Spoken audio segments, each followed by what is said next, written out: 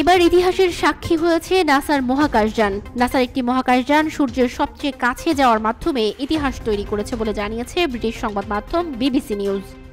স্থানীয় সময় বৃহস্পতিবার ভোররাত ৫টার আগে পার্কার সোলার প্রোব থেকে বিজ্ঞানীরা একটি সংকেত পেয়েছিলেন।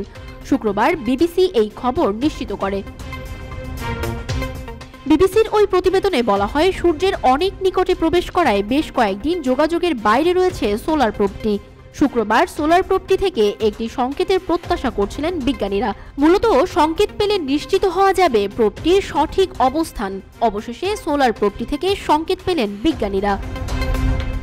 এদিকে এ বিষয়ে নাসা জানিয়েছে অনুসন্ধানটি নিরাপদ ছিল এবং এটি সৌরপৃষ্ঠ থেকে মাত্র ৩.৮ মিলিয়ন মাইল অতিক্রম করার পরেও স্বাভাবিকভাবে কাজ করছে এবং সংকেত পাঠাতে সক্ষম হয়েছে।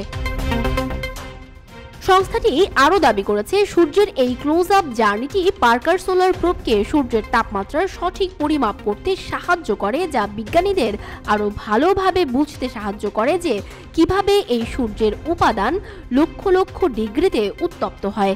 এছাড়াও কিভাবে কণাগুলো আলোর গতিতে ত্বরান্বিত হয় সে ব্যাপারেও বিস্তারিত ধারণা লাভ করা যাবে। সঞ্জিদা আফরিন সোনিয়া, রূপালী বাংলাদেশ।